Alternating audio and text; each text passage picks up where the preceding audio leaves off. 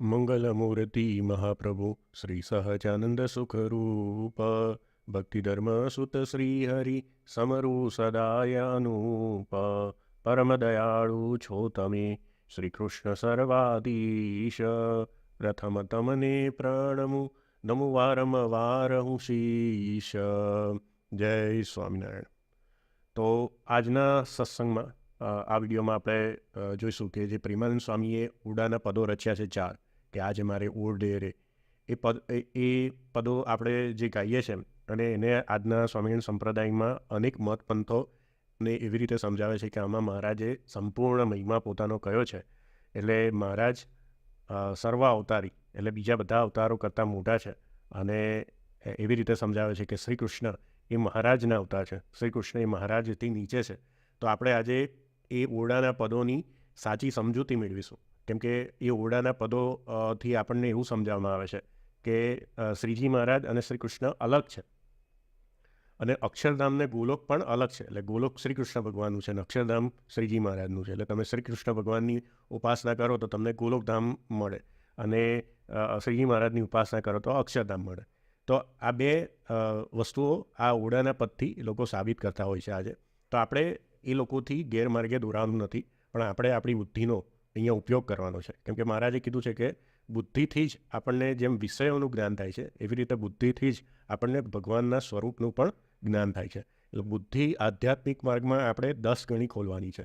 જેવી રીતે વ્યવહારિક માર્ગમાં આપણે બુદ્ધિથી બધા નિર્ણયો લઈએ છીએ, એમ આધ્યાત્મિક માર્ગમાં આ બુદ્ધિનો આપણે એનાથી વ્યવહારિક કરતાં 10 ગણો ઉપયોગ કરવાનો છે. અહીંયા બુદ્ધિને તાળા નથી મારવાના, મનને કંટ્રોલ કરવાનું છે. મન, બુદ્ધિ, ચિત્ત, અહંકાર આ 4 અંતઃકરણ છે. એમાંથી મનને આપણે કંટ્રોલ કરીને આપણી જે ઇન્દ્રિયો છે એને પંચ વિષયમાંથી પાછી વાળવાની છે.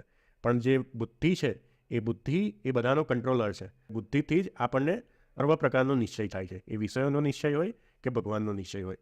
એટલે કોઈ આજે તમને ત્યાગી સાધુ સંતો એવું સમજાવે કે તમારે ભગવાનના જ્ઞાનમાં બુદ્ધિને તાળા મારવાના છે, તો એવું ક્યારેય કરવાનું નથી. આપણે ભગવાનને સમજવામાં બુદ્ધિને ખોલવાની છે અને બુદ્ધિથી આપણે જ્ઞાન મેળવીશું એ જ જીવનું જ્ઞાન છે. આ મહારાજે વચનામૃતમાં સમજાવ્યું છે કે જીવને જ્ઞાન થયું એના લક્ષણ શું. તો મહારાજે સમજાવ્યું છે કે જેવી રીતે બુદ્ધિથી વિષયનું જ્ઞાન થાય છે એવી રીતે બુદ્ધિ જ્યારે નિશ્ચય કરે છે ભગવાનના સ્વરૂપનો ત્યારે એ જીવમાં પણ માની લેવાનું કે એ જીવને નિશ્ચય થયો છે. તો આજે અનેક મતપંથો સ્વામિનારાયણ સંપ્રદાયમાં બની ગયા છે. એ બધા પોતપોતાની રીતે આપણે એમનો સિદ્ધાંત ચલાવતા હોય છે. તો આપણે એમનાથી કોઈ વિરોધ નથી, પણ એ લોકો જે રીતે બધા જે મુમુક્ષો કે જેને ગેરમાર્ગે દોરે છે આ પદથી, અને એના લીધે શું થાય છે કે તમે આ બે વસ્તુ આ પદથી માનો, પ્રેમાનંદ સ્વામી રચિત આ જે ઓરડાના પદો છે એનાથી તમે એવું માનો કે શ્રીજી મહારાજને આપણે શ્રી કૃષ્ણ કરતાં અલગ માનવાના છે અને અક્ષરધામ એ ગોલોક કરતાં અલગ છે એવું માનો તો તમે અહીંયા મેં બતાવ્યું છે કે કેટલા આપણા જે મૂળભૂત શાસ્ત્રો છે એ ખોટા પડે. કેમ કે એમાં ગોલોક મધ્ય અક્ષરધામનું વર્ણન કરવામાં આવ્યું છે, તો એ ખોટું પડે. બીજું, શિક્ષાપત્રી 108 શ્લોક કે સ શ્રી કૃષ્ણ પરબ્રહ્મ ભગવાન પુરુષોત્તમ ઉપાસ્ય ઇષ્ટદેવો સર્વ આવિર્ભાવ કારણ. આ શ્રીજી મહારાજની પરાવાણી છે. એટલે શ્રીજી મહારાજે આ સ્ટેટમેન્ટ આપ્યું એટલે શ્રીજી મહારાજે કીધું કે મારી બુદ્ધિએ કરીને સમગ્ર શાસ્ત્રોનો સાર મેં આમાં કીધેલો છે. એટલે આપણે જ્યારે શ્રી કૃષ્ણને પરબ્રહ્મ ના સ્વીકાર્યા ત્યારે આપણે શું કર્યું કે મહારાજની બુદ્ધિમાં સંશય કર્યો અને આપણી બુદ્ધિ એમાં લગાઈ, તો એ ખોટું પડે. 121મો શ્લોક મહારાજનો ખોટો પડે કે ગોલોકધામ ઈશિપધામ છે અને એમાં રહીને શ્રી કૃષ્ણ ભગવાનની સેવા કરવી એ મુક્તિ માની છે, તો એ ખોટું પડે. ભક્ત ચિંતામણી 1 આપણે પ્રકરણ સમજૂતી જોઈ કે જેમાં નિષ્કુળાનંદ સ્વામી સૌથી પહેલાં ગોલોક મધ્ય અક્ષરધામ અને એમાં ભગવાનનું શ્રી કૃષ્ણ રૂપે વર્ણન કરે છે અને પછી એમાં રાધા રમા સહિત ભગવાનનું મૂર્તિ સહિત વર્ણન કરે છે કે બે હાથે વાંસળી વગાડે છે, નવીન મેઘ સમાન શ્યામ વર્ણે છે. અને આખી ભક્ત ચિંતામણી લખ્યા પછી છેલ્લે 159મા પ્રકરણમાં નિષ્કુળાનંદ સ્વામી જ કહે છે કે આ શ્રીજી મહારાજના આશ્રિત એટલે કે ઉદ્ધવ સંપ્રદાયના આશ્રિત કયા ભગવાનને પામે છે, તો ગોલોક મધ્ય અક્ષરધામનું વર્ણન કરે છે. એમાં ફરીથી શ્રી કૃષ્ણ ભગવાન રૂપે મહારાજનું વર્ણન કરે છે. એમાં રાધા રમા સહિત બીજી સખીઓ સાથે અને બીજા પાર્ષદો સાથે ભગવાનનું વર્ણન કરે છે, તો એ પણ ખોટું પડે. ભક્ત ચિંતામણી પુરુષોત્તમ પ્રકાશ 1 એમાં પણ નિષ્કુળાનંદ સ્વામી એવી રીતે જ વર્ણન કરે છે. ગોલોક મધ્ય અક્ષરધામ એમાં શ્રી કૃષ્ણ રૂપે ભગવાનનું વર્ણન, એમાં રાધા રમા સહિત ભગવાનનું વર્ણન, તો એ પણ ખોટું પડે. વચનામૃત પડથારો કે જે 4 નંદ સંતોએ લખ્યો છે એમાંથી એક અષ્ટાંગ યોગી ગોપાળાનંદ સ્વામી હતા, નિત્યાનંદ સ્વામી, મુક્તાનંદ સ્વામી, સુકાનંદ સ્વામી, આ બધા પ્રથમ પૈકીના જે સદગુરુ સંતો છે એ બધાની વાણી ખોટી પડે. અને બીજા અનેક વચનામૃતમાં મહારાજે નક્કી કર્યું છે કે ગોલોક મધ્યે બ્રહ્મ જ્યોતિ શ્રી કૃષ્ણ ભગવાનનું અક્ષરધામ. એવી રીતે અનેક વચનામૃતમાં મહારાજે અક્ષરધામમાં શ્રી કૃષ્ણ ભગવાનને બતાવ્યા છે, તો એ પણ ખોટું પડે. ધામ વર્ણન ચાતુરી ધર્મ આખ્યાન જે મુક્તાનંદ સ્વામીએ લખેલા છે, તો એમાં પણ મુક્તાનંદ સ્વામીએ ગોલોક મધ્ય અક્ષરધામ અને એમાં ભગવાનનું શ્રી કૃષ્ણ રૂપે વર્ણન, રાધા રમા સહિત રૂપે વર્ણન, તો એ પણ ખોટું પડે. વાસુદેવ મહાત્મ્ય કે જે આપણા ઉદ્ધવ સંપ્રદાયનું મૂળ છે, જે વેદ વ્યાસ રચિત છે, અને જે ગ્રંથમાં ભગવાન સ્વામિનારાયણ એટલે કે શ્રીજી મહારાજના અવતરણનો આપણને પુરાવો મળે છે ઘટના સાથે, કે જે દુર્વાસા મુનિના શાપથી આનો પ્રયોજન થયું હતું, તો એ પણ ખોટું પડે. કેમ કે એમાં પણ ગોલોક મધ્ય અક્ષરધામનું વર્ણન આવે છે, જે નારદજી જાય છે, એમાં પણ ભગવાનનું શ્રી કૃષ્ણ રૂપે રાધા રમા સહિત વર્ણન છે. અને સત્સંગી જીવન આખો ગ્રંથ ખોટો પડે, કેમ કે એમાં તો પાને પાને સતાનંદ સ્વામીએ એટલા બધા પ્રસંગો વર્ણવ્યા છે કે જ્યાં શ્રીજી મહારાજે શ્રી કૃષ્ણ રૂપે રાધા રમા સહિત અક્ષરધામ સહિત ભગવાનનું દર્શન આપ્યું હોય દિવ્ય રૂપે, તો એ આખો ગ્રંથ ખોટો પડે. અને એમાં પણ જે શ્રીજી મહારાજે આ સત્સંગી જીવન પ્રકરણ 3 અધ્યાય 29, એમાં આપણે આગલી વિડીયોમાં જોયું શ્રી કૃષ્ણ સ્વરૂપ અદ્વૈત, કે શ્રી કૃષ્ણના જન્મ કર્મને જે પ્રાકૃત કહે છે, અને શ્રી અક્ષરધામનું જે દિવ્યાકાર શ્રી કૃષ્ણ રૂપ અને મનુષ્ય આકારે જ્યારે દેવકીનંદન શ્રી કૃષ્ણ રૂપ, એ બે રૂપોમાં, એ બે સ્વરૂપોમાં જે ભેદ કહે છે, તેને મહારાજે કેવા કીધા? અસુરો કીધા. તો શું આ બધું ખોટું છે? અને આનાથી, આ પદથી આપણે આવી રીતે માનવાનું છે? તો આજે આપણે એની સમજૂતી જોઈશું. કેમ કે પદોથી તમને જે સમજાવે છે એ અડધી હકીકત સમજાવે છે, પણ આજે આપણે એને પૂરેપૂરી હકીકત સમજીશું, અને પછી તમે એ પદો ગાશો તો તમને હવે એનો મહિમા પણ સમજાશે. હવે સૌથી પહેલાં જે આ ઓરડાના પદ છે એના પર ઘણી બધી વાર્તાઓ આપણને જાણવા મળે છે કે પ્રેમાનંદ સ્વામીએ 2 પદો રચ્યા હતા, અને પછી મહારાજે જે છેલ્લા 2 પદો છે એમના સંપૂર્ણ મહિમાના મહારાજે લખ્યા. એવી રીતે બધા અલગ અલગ વસ્તુઓ ઉમેરીને એમાં એ પદોનો મહિમા સમજાવતા હોય છે. તો આપણે એ વાર્તામાં નથી જવું, કેમ કે જ્યારે પણ કોઈ સિદ્ધાંતને પકડવો હોય ને તમારે, તો કોઈ વાર્તા સંગ્રહમાં નહીં જવાનું કે આ સ્વામીની વાતો કે પેલા સ્વામીની વાતો. એ બધો વાર્તા સંગ્રહ છે, એ કોઈ સ્વામીએ જાતે લખેલી નથી બધી વાતો. એ એમના ગયા પછી બધા જે શિષ્યો હોય એમની જેવી સમજણ હોય એ લોકોએ શાસ્ત્રના સિદ્ધાંતોને તોડી મળીને એમના સમજણ પ્રમાણે વાતો લખેલી હોય. એટલે સંપ્રદાયનો સિદ્ધાંત કોઈ દિવસ વાર્તા સંગ્રહમાંથી ના પકડાય. સંપ્રદાયનો સિદ્ધાંત એના મૂળભૂત ગ્રંથો અને શિક્ષાપત્રીના આધારે, વચનામૃતના આધારે અને સત્સંગી જીવન, આ જે પ્રમાણિત ગ્રંથો છે એના આધારે પકડાય. અને એમાં પણ આપણે શિક્ષાપત્રીને મુખ્ય રાખવાની છે. કેમ? શિક્ષાપત્રી સ્વયં સહજાનંદ સ્વામીએ, શ્રીજી મહારાજે સારભૂત રૂપે આ સંપ્રદાયનો સિદ્ધાંત લખ્યો છે. એટલે એવું નહીં કે ભાઈ એ બધા વાક્યોને આપણે ખોટા પાડવાના ને બીજા શાસ્ત્રો સ્વીકારવાના. એને અનુકૂળ જે બીજા શાસ્ત્રો હોય ને એને સ્વીકારવાના. તો આપણા જે મહારાજ છે, કે આપણે જેને પતિ તરીકે વર્ણન કર્યું છે, કે પતિવ્રતા ભક્તિ એટલે શું? કે જે પતિની આજ્ઞામાં રહી, પતિના વચનોમાં રહી. તો એવું નહીં કે ખાલી આપણે મહારાજને મોટા મોટા કહીએ એટલે આપણે મોટા થઈ ગયા. મહારાજને સ્વીકાર્યા છે તો મહારાજના વચનોમાં કેટલો વિશ્વાસ છે ને એના પરથી આપણી પતિવ્રતા ભક્તિ નક્કી થાય છે. એટલે પહેલું તો આપણે શું કરવાનું છે કે મહારાજની વાણી ક્યાંય ખોટી ના પડવી જોઈએ, એ અનુસંધાન આપણે રાખવાનું છે. એટલે એમાં મુખ્યત્વે શિક્ષાપત્રી, કે જ્યાં શિક્ષાપત્રીના શ્લોક ખોટા પડે તો આપણે બહુ સાવચેતી રાખવાની છે કે આ વાત આપણે સ્વીકારવાની છે કે નહીં. એટલે વાર્તા સંગ્રહ અનેક ગ્રંથો ઉપલબ્ધ છે કે આ પ્રસંગ છે મહારાજનો, આ પ્રસંગ છે, તો બધા સાંભળવાના.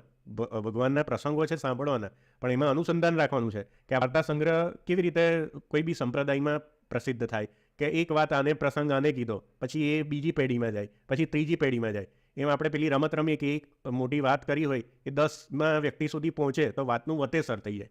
એટલે વાર્તા સંગ્રહ પર કોઈ દિવસ આંધળો વિશ્વાસ નહીં મૂકવાનો કે આ વાત અમને કરી છે એટલે આવી જ રીતે કરી છે. એટલે આપણા સંપ્રદાયમાં નંદ સંતોએ આટલી મહેનત કરી છે કે આ જે મૂળભૂત ગ્રંથોની રચના કરી છે અને એમના નામ સાથે કરી છે કે આ કોણે લખ્યો છે. તો વચનામૃત મહારાજની વાતો છે બધી, પણ એનો સંગ્રહ કોણે કરેલો છે? આ 4 નંદ સંતોએ. એટલે એ પ્રમાણિત છે, શ્રીજી મહારાજે પ્રમાણિત કર્યો છે. સત્સંગી જીવન કોણે લખ્યો છે? આખો સંસ્કૃતમાં સતાનંદ સ્વામીએ. એટલે એ પ્રમાણિત છે, મહારાજે પ્રમાણિત કર્યો છે. અને શિક્ષાપત્રી આખા સંપ્રદાયનો સાર કહેવાય. એને આપણે કંઈ ઔપચારિક ગણીને કાઢી નથી નાખવાની. શિક્ષાપત્રીના એક એક વાક્યો પર દરરોજ મનન અને ચિંતન કરવાનું છે. અને જો તમે એને અવગણી તો તમે મહારાજનો એટલે કે પોતાના ભગવાનનો જ દ્રોહ કરો છો. એટલે આટલી વસ્તુ ખાસ યાદ રાખવાની છે કે આપણે જે પણ વાર્તા હોય આપણે એ વાર્તામાં નથી જતા કે આ પદો કેવી રીતે બન્યા છે. આપણે માનીએ છીએ કે આ પ્રેમાનંદ સ્વામીના પદો છે. તો આપણે જે 4 પદો છે આજે પહેલાં જોઈએ કે એમાં પ્રેમાનંદ સ્વામી શું કહેવા માગે છે. અને દરેક લોકો જે સ્વામિનારાયણ સંપ્રદાયના અનુયાયીઓ છે એ બધા ગાતા જ હોય છે કે આજ મારે ઓરડે આવ્યા અવિનાશી અલબેલ. એટલે એકવાર મહારાજ પ્રેમાનંદ સ્વામીના ઓરડામાં જાય છે અને પ્રેમાનંદ સ્વામી આ પહેલું પદ છે એમાં મહારાજની મૂર્તિનું વર્ણન કરે છે કે મહારાજે કેવો છોગાવાળો એમનું વેશ છે, પછી એમની શોભા કઈ છે, કે એમને ગુલાબના ફૂલ કેવી રીતે રાખ્યા છે, મહારાજે શું પહેર્યું છે, એ બધું વર્ણન કરીને મહારાજ એમની મૂર્તિનું વર્ણન કરે છે અને એ મહિમા ગાય છે. એટલે આપણે અત્યારે એ ડિટેલમાં નહીં જતા, આપણે જે મુખ્ય વાત છે એના પર આજે ચર્ચા કરીશું. બીજા પદમાં પણ જે પ્રેમાનંદ સ્વામી છે એ શું કરે છે કે ફરીથી થોડીક ડિટેલમાં એમના અંગો અંગની શોભા વર્ણવે છે કે જેવા એમને નિરખ્યા એવા વર્ણવ કરીને પ્યાર.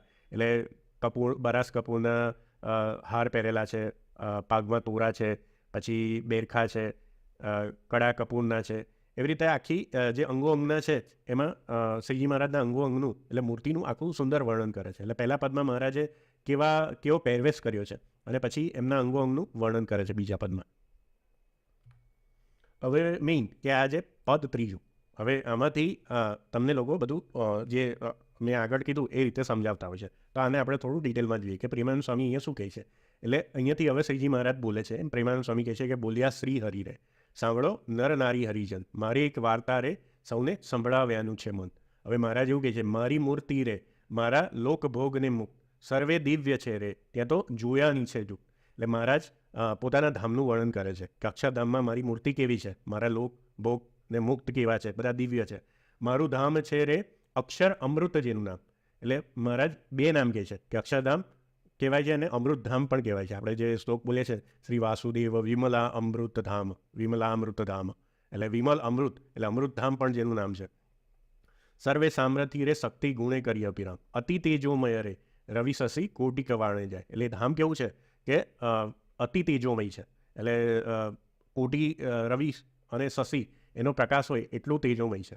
પછી શીતળ શાંત છે રે, તેજની ઉપમા ન દેવાય. અને તેજ એટલું બધું અનંત કોટી સૂર્ય જેટલું તેજ છે પણ કેવું છે એ શાંત છે અને એની ઉપમા કોઈને આપી નથી શકાતી. એટલે આ જે અક્ષરધામ છે એ મહારાજ શું કહે છે કે અક્ષર બ્રહ્મ તેજનું અહીંયા વર્ણન કરે છે.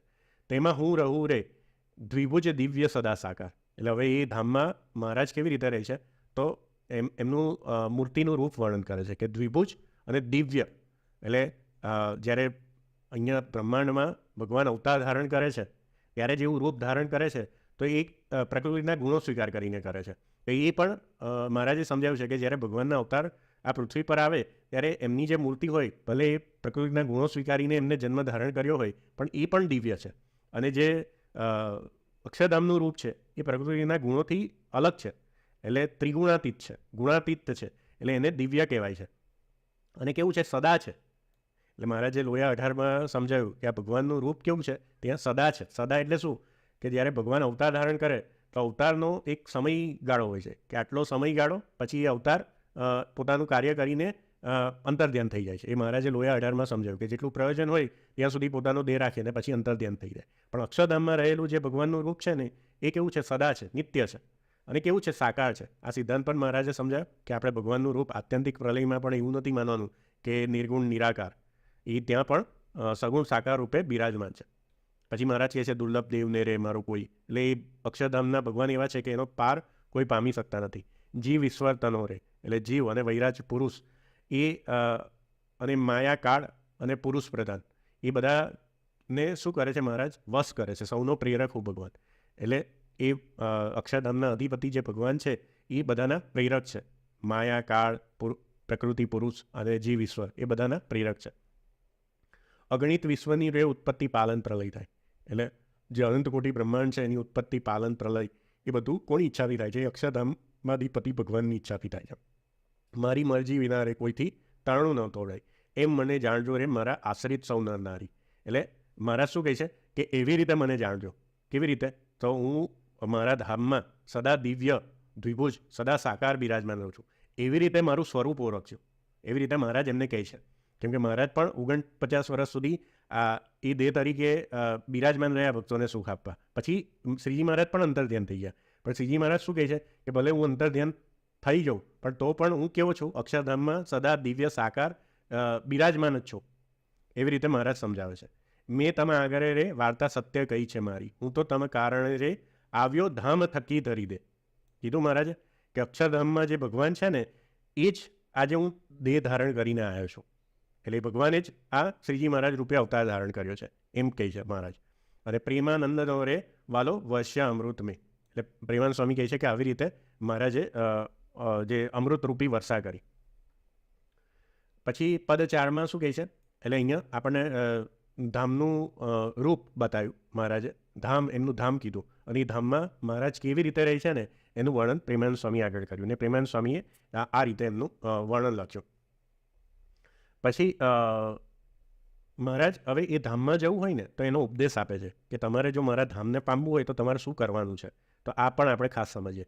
મહારાજ શું કહે છે, વળી સૌ સાંભળો રે મારી વાર્તા પરમાનંદ, પરમ સિદ્ધાંત છે રે સૌને હિતકારી સુકરું, સૌ હરિભક્તને રે જાવું હોય મારે ધામ. એટલે આ જે ધામનું વર્ણન કર્યું ને એમાં જવું હોય ને મારા જે હરિભક્તોને તો શું કરવાનું છે, તો શું કહે છે, તો મને સેવજો રે તમે શુદ્ધ ભાવે થઈ નિષ્કામ. નિષ્કામ એટલે નિષ્કામ ભક્તિ એટલે શું કે કોઈ કામના વગરની ભક્તિ. અત્યારે બધા નિષ્કામનો મતલબ શું સમજાવે છે કે કામ જોડે છે, કામ ભાવના જોડે, એટલે જે સ્ત્રી આસક્તિ છે એની જોડે છે, એટલે એ પણ એમાં આવી ગયું. પણ નિષ્કામ એટલે શું, કોઈ બી કામના વગરની ભક્તિ. એટલે શુભ સંકલ્પો પણ તમારા બાકી નથી રહેતા કે મારો આ શુભ સંકલ્પ છે. નિષ્કામ એટલે સંપૂર્ણ સમર્પણ. તમારે એ મહારાજ જોડેથી કંઈ જોતું જ નથી, એને નિષ્કામ ભક્તિ કહેવાય. કે તમારામાં લૌકિક કામના પણ નહીં રહી, પારલૌકિક કામના પણ નહીં રહી. નિષ્કામ એટલે સંપૂર્ણ નિષ્કામ, એ નિષ્કામ ભક્તિ છે. સૌ હરિભક્તને રહેવું હોય મારે પાસ, એટલે જે હરિભક્તોને મારે પાસ રહેવું હોય તો મહારાજ શું કહે છે કે પહેલાં તમે શું કરજો, મિથ્યા પંચ વિષયની આશા, શબ્દ સ્પર્શ રૂપ રસ ગંધ છે ને એની જે આશા છે એ આ જે 5 વિષયો છે ને એમાં આપણા આ જે આખા બ્રહ્માંડનું સુખ આવી ગયું. એટલે આમાં બધા સુખ આવી ગયા. તમે આ શબ્દ સ્પર્શ રૂપ રસ ગંધ એ 5 વિષયની બહારનો કોઈ પણ વિષય ભોગવતા નથી. એટલે તમે જ્યારે વિચાર કરો ત્યારે વિચારવા બેસો કે અત્યારે હું જે કરું છું આ 5 વિષયમાંથી કયું કરું છું. અને આપણી જે પંચ વિષય જે ઇન્દ્રિયોની વૃત્તિ કેવી છે, જગત તરફ જ રહે છે, બહારની તરફ બહિર્મુખ છે, એટલે એને અંતર્મુખ કરવાની છે. એટલે મહારાજ પહેલાં શું કહે છે કે એની આશા છોડશો ને તો એ બહિર્મુખથી અંતર્મુખ થશે, નહીં તો એ બહારની તરફ જ ચોટેલી રહેશે. કે જે ફોનનો જે કેમેરો હોય એ બહારની તરફ હોય તો બહારના ફોટા લે, પણ જ્યારે તમે એને અંદરની તરફ એટલે કે અંતર્મુખી કરો, એટલે શું કહેવાય, સેલ્ફી કેમેરો કરો તો તમારું પોતાનું રૂપ દેખાય. એવી રીતે ઇન્દ્રિયો એવી છે કે ભગવાને એનું જે મુખ છે ને બહારની તરફ આપેલું છે, પણ જ્યારે તમે બધી ઇન્દ્રિયોને પાછી ખેંચી લો છો આંખો બંધ કરીને 10 ઇન્દ્રિયોને, તો એ શું છે કે પછી એ સેલ્ફી કેમેરા જેવું કામ કરે છે કે પછી તમને તમારું રૂપ બતાવે છે. એટલે મહારાજ અહીંયા એ અવિજ્ઞાન કહે છે કે પહેલાં તમે પંચ વિષયની આશા મૂકી દેજો. મુજ વિના જાણજો રે બીજા માઇક સૌ આકાર, એટલે ભગવાન વિના બીજા જ બધા માઇક આકાર. હવે અહીંયા અમુક લોકો તમને ખોટું સમજાવશે, એટલે કે શ્રીજી મહારાજ સિવાય બધા આકાર ખોટા સમજવાના. એટલે એવું નહીં કે ભગવાનના અવતારોના આકાર નહીં, કેમ કે જે ભગવાન છે એ જ બધા અવતાર ધારણ કરે છે. એટલે અવતાર ને અવતારી એ વચ્ચે આગળ ઘણી વિડીયો બનાવી છે ને આમાં પણ જોઈશું. એટલે ભગવાનના આકાર વિના, મુજ આકાર વિના, એટલે અહીંયા મહારાજ ભગવાન ભાવથી કહે છે કે ભગવાન વિના બીજા માઇક આકાર જાણજો. પ્રીતિ તોડજો રે જૂઠા જાણી કુટુંબ પરિવાર. પછી મહારાજ શું કહે છે કે તમારા કુટુંબ પરિવારમાં પણ એટલી બધી પ્રીતિ ના રાખજો, કેમ કે એ અસત છે, એક દિવસે એ છૂટી જ જવાનું છે. સૌ તમે પાડજો રે સર્વ દ્રઢ કરી મારા નેમ. હવે મુખ્ય વાત કહે છે કે તમારે શું કરવાનું છે કે મારી જે વાત કહેલી છે ને એ તમારે દ્રઢ કરીને પાડવાની છે. મુખ્ય જે વસ્તુ છે એ શેમાં છે, શિક્ષાપત્રીમાં. કેમ? શિક્ષાપત્રી રોજ વાંચવાની આજ્ઞા કરી છે, અને એમાં મહારાજે બહુ ભાર દઈને કીધું છે કે મારા આશ્રિતો માટે લખી છે. એટલે શિક્ષાપત્રીના જે 212 નિયમો છે એ પ્રમાણે આપણે દરરોજ અનુસંધાન રાખવાનું છે કે આ પ્રમાણે આપણે વર્તીએ છીએ, આ પ્રમાણે આપણે માનીએ છીએ, એ દ્રઢ કરીને રાખવાનું છે. તમ પર રીજ રે ધર્મને ભક્તિ કરશે છે.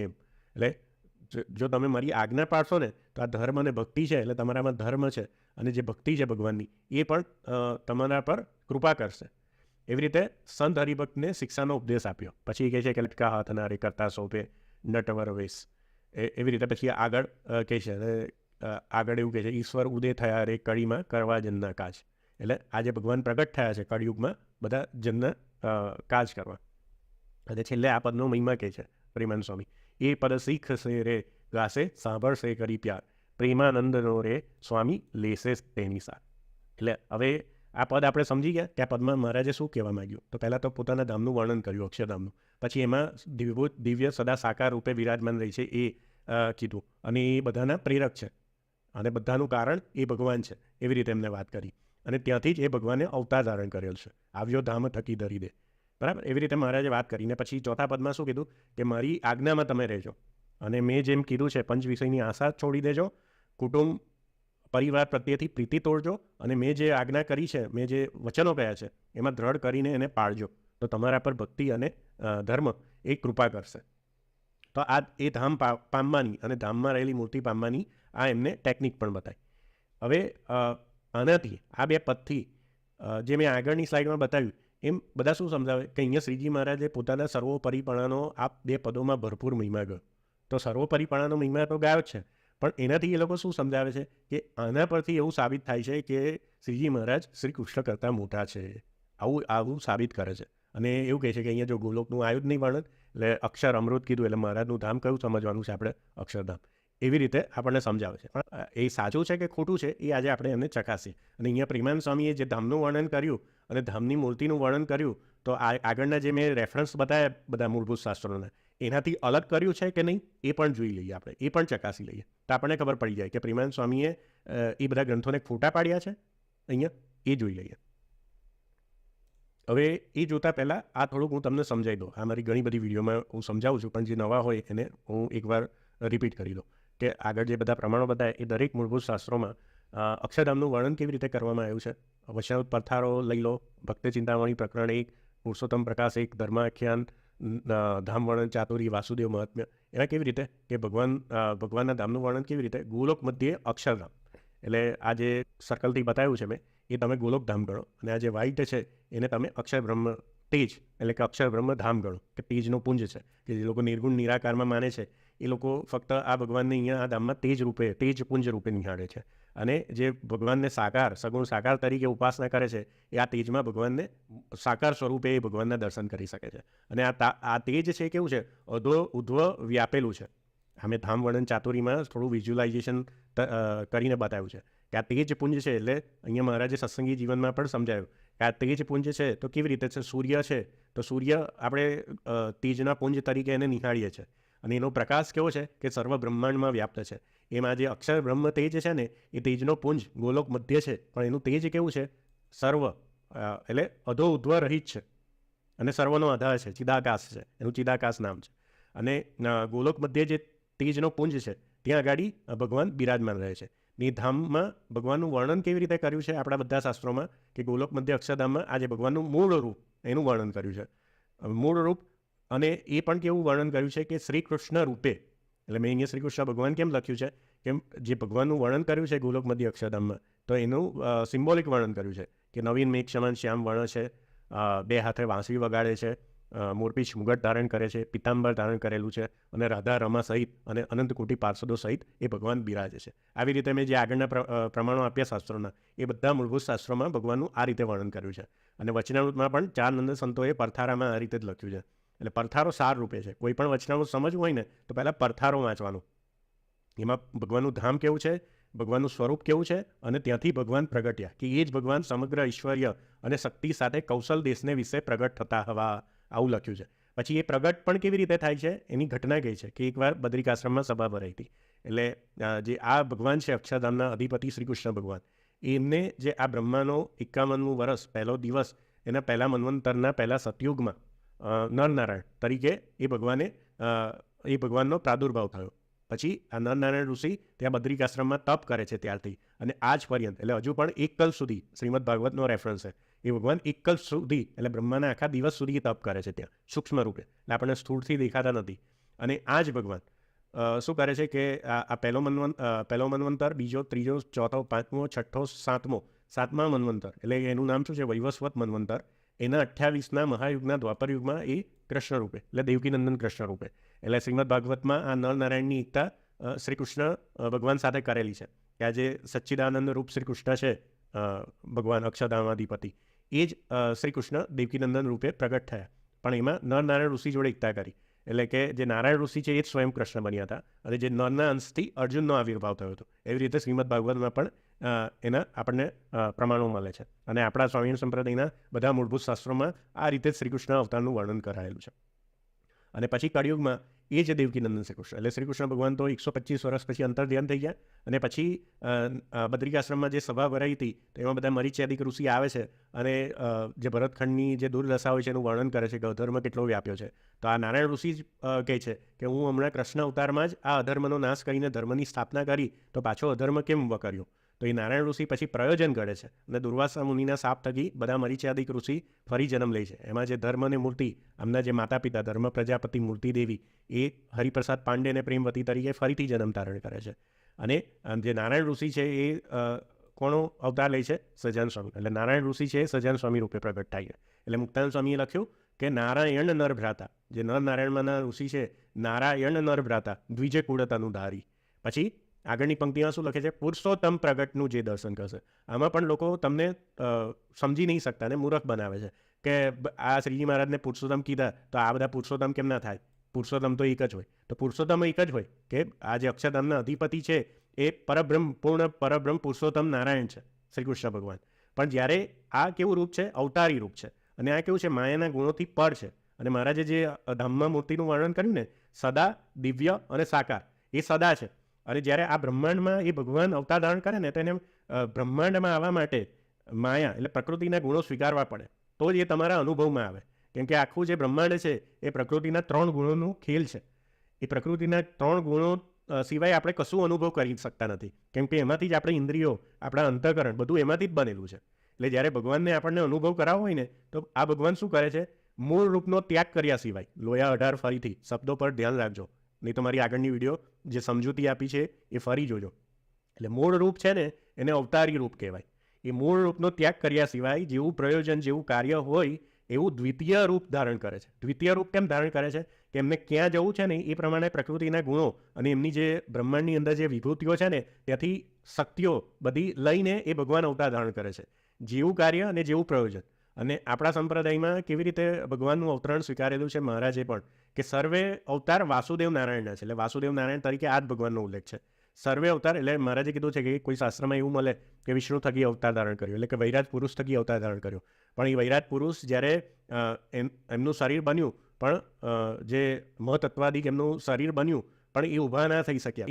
ઇન્દ્રિયોના દેવતાઓએ પ્રવેશ કર્યો તો પણ એ ઊભા ના થઈ શક્યા. પછી આ વાસુદેવ જે નારાયણ છે એ પુરુષ રૂપે કરીને એમાં પ્રવેશ થયા ત્યારે એ ઊભા થઈ શક્યા. એટલે વૈરાજ પુરુષ થકી અવતારનું વર્ણન કર્યું હોય તો એ અવતાર કોના છે? આ વાસુદેવ નારાયણના છે, એવું સમજવાનું છે. એટલે શ્રીજી મહારાજે સ્પષ્ટ કર્યું છે કે જેટલા અવતાર છે ને ભગવાનના બ્રહ્માંડમાં, એ બધા અવતાર કોના છે? આ જ ભગવાનના, એક જ ભગવાનના અવતાર છે. ભલે અલગ અલગ વિભૂતિ થકી ધારણ કરે. એટલે અહીંયા નરનારાયણ થકી શ્રીજી મહારાજે અવતાર ધારણ કર્યો, પણ એ કોણ છે? અક્ષરધામાધિપતિ શ્રી કૃષ્ણ ભગવાન છે. એવી રીતે આપણે સમજવાનું છે. અને વચનામૃતમાં પણ પડથારો હવે 10 વાર વાંચજો. આ લોકોએ આવી રીતે જ કરી છે, એકતા કરી છે. પણ એમાંથી આ સ્ટોરી ગાયબ નહીં કરી પછી કે આ બ્રહ્માંડમાં એમનું પ્રયોજન કેવી રીતે થયું એ પણ ઉલ્લેખ કર્યો છે. અને નારાયણ ઋષિ સહજાનંદ સ્વામી રૂપે પ્રગટ થયા. એટલે શું થયું? આ બધામાં એકતા થઈ તાત્વિક રીતે. અવતાર, આ અવતારી રૂપ, અને આ બ્રહ્માંડમાં જેટલા આવે ને એ બધા અવતાર કહેવાય. એટલે અક્ષરધામના અધિપતિ કોણ થયા? અવતારી, સદા, દિવ્ય, સાકાર, પરબ્રહ્મ પુરુષોત્તમ વાસુદેવ નારાયણ, એટલે કે શ્રી કૃષ્ણ રૂપે, રાધા લક્ષ્મી સહિત. અને એ જ ભગવાન યુગ યુગમાં અવતાર ધારણ કરે. એવું નહીં કે શ્રીજી મહારાજ આવ્યા એટલે પહેલી વાર આવ્યા. એ અવતાર જેટલા ધારણ કર્યા છે એ બધા કોણા છે? પુરુષોત્તમ નારાયણના જ છે, વાસુદેવ નારાયણના જ છે. એટલે જ્યારે અવતાર પ્રગટ થાય તો એમના ભક્તો શું કહે એને? પુરુષોત્તમ પ્રગટ થયા. એટલે પ્રગટ પુરુષોત્તમ કહેવાય એને. સમજણ પડે છે? તમારા મગજમાં બેસે છે? આજે બધી જે અજ્ઞાનની વાતો તમારા મગજમાં ઘૂસેડી છે ને અવતારને અવતારી કરી, તો આજે હું તમને ટેકનિકલ વસ્તુ સમજાવું છું કે અવતારી કોને કહેવાય. અને હવે વચનામૃત બધા વાંચજો એટલે તમને ખ્યાલ આવશે કે આ જે મૂળ રૂપ છે ને એને અવતારી કહેવાય. એટલે મહારાજે વચનામૃતમાં મધ્ય તમે 63 વાંચો પેલું, એમાં મહારાજ કહે છે કે શ્રી કૃષ્ણ એક જ અવતારી છે અને શ્રી કૃષ્ણ બીજા અવતારો એ શ્રી કૃષ્ણ ભગવાનના છે. એવું કેમ કહે છે? અને પછી કહે છે કે દેવકી નંદન થકી જન્મ એ તો ખાલી કથન માત્ર છે. એટલે મહારાજ શું કહેવા માગે છે કે જે મૂળ રૂપ છે ને એની વાત કરે છે એ વચનામૃતમાં, કે એ શ્રી કૃષ્ણ ભગવાન સદા અજન્મા છે અને એ જ ભગવાને આ અવતાર ધારણ કર્યું. એટલે સત્સંગી જીવનમાં આ સ્વરૂપ અને આ સ્વરૂપની એકતા કરે છે. અને આ બે સ્વરૂપમાં જે ભેદ કહી ને એને તો મહારાજે શું કીધું? અસુરો કીધા. આગળ સ્વરૂપ અદ્વૈત જોયું આપણે, શ્રી કૃષ્ણ સ્વરૂપ અદ્વૈત. એટલે પછી આ જ શ્રી કૃષ્ણ એટલે કે નારાયણ ઋષિ ફરીથી આવ્યા હતા. એટલે સતાનંદ મુનિ સ્વામીએ કેવી રીતે દિવ્ય ભાવ સમજ્યો, બધા હરિભક્તોએ કેવી રીતે દિવ્ય ભાવ સમજ્યો કે એ શ્રી કૃષ્ણ. મુક્તાનંદ સ્વામીએ પણ શાસ્ત્રાર્થ કર્યો વડોદરામાં, તો કેવી રીતે સાબિત કર્યું કે સહજાનંદ સ્વામી શ્રીજી મહારાજ છે એ શું છે? તો શ્રી કૃષ્ણના અપર અવતાર, શ્રી કૃષ્ણ અપર અવતાર, શ્રી કૃષ્ણના દ્વિતીય અવતાર છે. એટલે જેમ આની વચ્ચે અને અક્ષરધામના અધિપતિ વચ્ચે ભેદ નથી, એમ શ્રીજી મહારાજ અને અક્ષરધામના અધિપતિ સ્વરૂપ વચ્ચે સ્વરૂપથી કોઈ ભેદ નથી. અને આ નિત્યાનંદ સ્વામીએ સાંડિલ્ય સૂત્ર ભાષ્યમાં પણ લખ્યું કે અવતારી ને અવતારમાં સ્વરૂપથી એક્યપણું છે. એમના રૂપ અલગ દેખાય પણ સ્વરૂપથી સમગ્ર ઈશ્વર અને શક્તિ રહેલી જ છે. પણ જેટલું કાર્યનું પ્રયોજન હોય એટલો જ એ બહાર પ્રકાશ કરે છે. એટલે શાસ્ત્રમાં એવી રીતે વર્ણન આવે કે આમાં આટલી કળા છે, આ પૂર્ણ અવતાર છે, અંશાવતાર છે. પણ આપણને જ્યારે જે અવતાર રૂપે પ્રાપ્તિ થાય ત્યારે એમાં કેવો ભાવ રાખવાનો છે કે એ પોતે સાક્ષાત અક્ષરધામના અધિપતિ વાસુદેવ નારાયણ રાધા લક્ષ્મી સહિત બિરાજમાન છે. આવું સમજવાનું છે. બરાબર. હવે આટલું તમારા મગજમાં ફિટ બેસ્યું હોય ને તો હવે ફરીથી આપણે પ્રેમાનંદ સ્વામીના પદ ત્રીજા પર આવીએ. તો એમાં પ્રેમાનંદ સ્વામીએ ક્યાંય એવું કીધું છે કે શ્રીજી મહારાજ શ્રી કૃષ્ણથી અલગ છે? એમનું ધામ કયું કીધું? અક્ષરધામ. તો એકતા કરી આ ભગવાન જોડે વચનામૃત પરથારો સાચો પડ્યો કે એ જ ભગવાન શ્રીજી મહારાજ કૌશલ દેશને વિશે પ્રગટ થતા હતા. કેવી રીતે પ્રગટ થયા? નારાયણ ઋષિ રૂપે પ્રગટ થયા. એટલે એકતા થઈ શ્રી કૃષ્ણ ભગવાન જોડે, આ દેવકીનંદન શ્રી કૃષ્ણ જોડે, આ નરનારાયણ ઋષિ જોડે, અને એમાં અવતારી ભાવ સમજ્યો. એટલે કેવો ભાવ સમજ્યો કે અક્ષરધામના અધિપતિ જે શ્રી કૃષ્ણ છે, સદા છે, દિવ્ય છે, સાકાર છે. એટલે પ્રેમાનંદ સ્વામી શું કીધું કે મહારાજ શું કહે છે કે મારું સ્વરૂપ કેવું છે ધામમાં? દ્વિભુજ. એટલે આપણને આ ભગવાનના રૂપનું વર્ણન કર્યું છે કે દ્વિભુજ છે, મુરલીધર છે. આ બધા મૂળભૂત શાસ્ત્રોમાં આવી રીતે ભગવાનના સ્વરૂપનું વર્ણન છે. મુરલીધર, નવીન મેઘ સમાન શ્યામ વર્ણ છે. એટલે આપણે દરરોજ અષ્ટક કેવી રીતે કહીએ છીએ? નવીન જીત મૂત સમાન વર્ણમ. એનો મતલબ શું થાય કે નવીન મેઘ શ્યામ સમાન વર્ણમ. પછી રાધિકા કૃષ્ણમ નમામી. એટલે જે રાધિકા કૃષ્ણ અષ્ટકમ કહીએ છીએ, આપણે શેના માટે કહીએ છીએ? સહજાનંદ સ્વામીની આરતી ઉતારીને આપણે રાધિકા કૃષ્ણ અષ્ટકમ કેમ કહીએ છીએ? કે આપણે અક્ષરધામમાં રહેલું એ શ્રીજી મહારાજનું જે મૂળ રૂપ છે ને એનું ચિંતન કરવા માટે રાધિકા કૃષ્ણ અષ્ટકમ કહીએ છીએ. ખાલી એવી રીતે નહીં ગાવાનું કે ભાઈ એ બીજા અવતારનું આપણે ગાયું. જે રામકૃષ્ણ ગોવિંદ ધૂન ગઈએ છીએ એ શેના માટે ગઈએ છીએ? આ જે શ્રી કૃષ્ણ ભગવાન છે અથવા એ જ એમનો બીજો અવતાર એટલે સહજાનંદ સ્વામી, એ બધામાં એકતા છે. એટલે એ શ્રી કૃષ્ણ ભગવાનના જ આપણે નામનું ચિંતન કરીએ છીએ, એ નામની ધૂન કરીએ છીએ.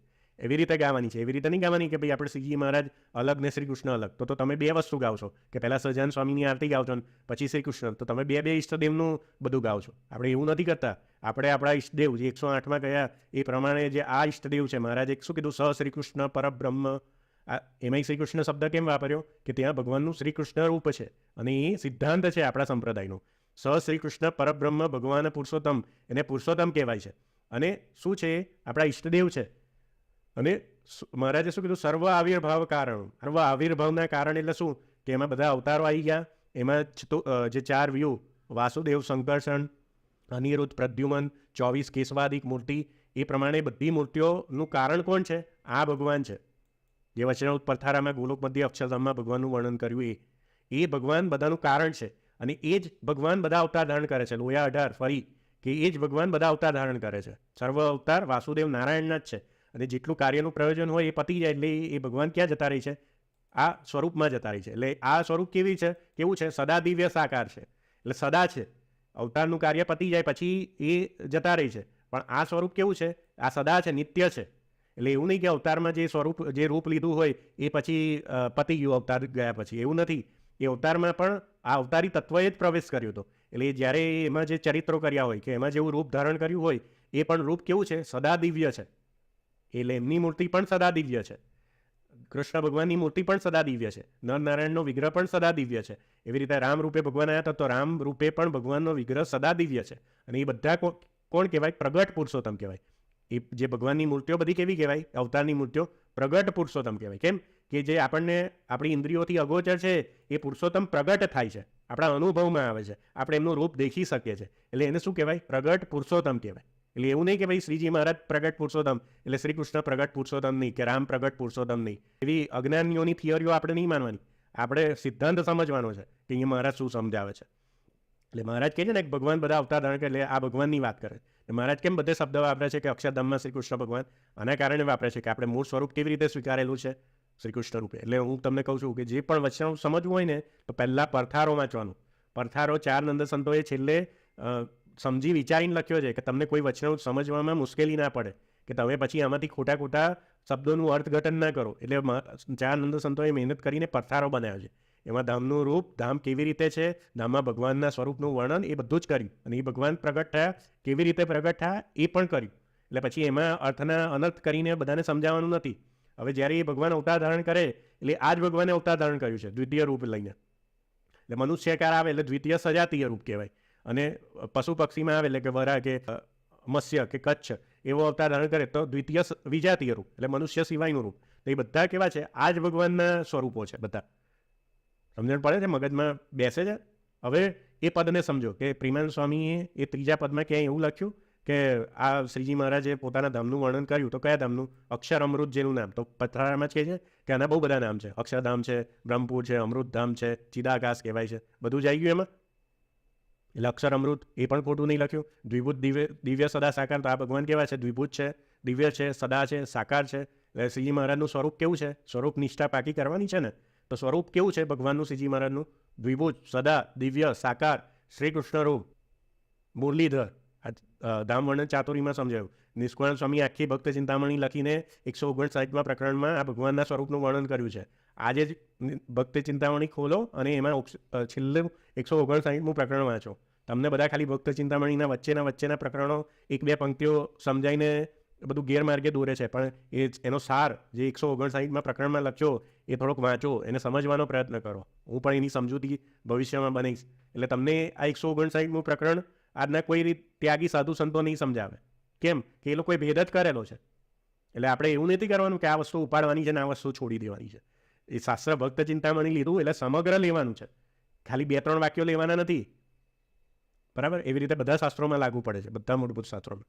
હિમાન સ્વામીએ આપણે ફરી એકવાર જોઈએ, 3જું પદ લખ્યું તો અક્ષર અમૃત જેનું નામ. મહારાજ જે કહે છે કે મારી મૂર્તિ કેવી છે? દ્વિભુજ, દિવ્ય, સદા સાકાર છે. બરાબર? અતિ તેજોમય. એ ધામનું વર્ણન પણ જે આગળના બધા મેં પ્રમાણો આપ્યા છે એમાં આવી રીતે જ કરેલું છે. અને એ ભગવાન સર્વના કારણ છે. એ શિક્ષાપત્રી 108માં પણ કીધેલું છે. બરાબર? એટલે મહારાજે શું કીધું કે તમારે આ ધામમાં જવું હોય તો મારા વચનમાં રહેવાનું છે. તો હવે તમે એ શિક્ષાપત્રી 108 શ્લોક ના માનો તો મહારાજના વચનમાં ના રહે.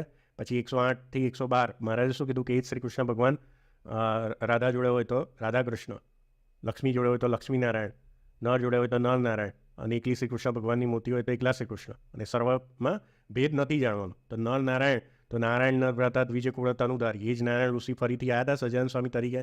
તો એમાંય પણ સહજાનંદ સ્વામી એટલે કે હરિકૃષ્ણ મહારાજ અને શ્રી કૃષ્ણ જે પરબ્રહ્મ કીધા, એમાં પણ ભેદ નથી માનવાનો. તો આવી ગયું, બધું સંકલન થઈ ગયું, સમન્વય થઈ ગયો. તો 108થી 112 આપણે શ્રી કૃષ્ણ પરબ્રહ્મ ના માનીએ, શ્રી કૃષ્ણને શ્રીજી મહારાજથી અલગ પાડીએ તો શું થયું?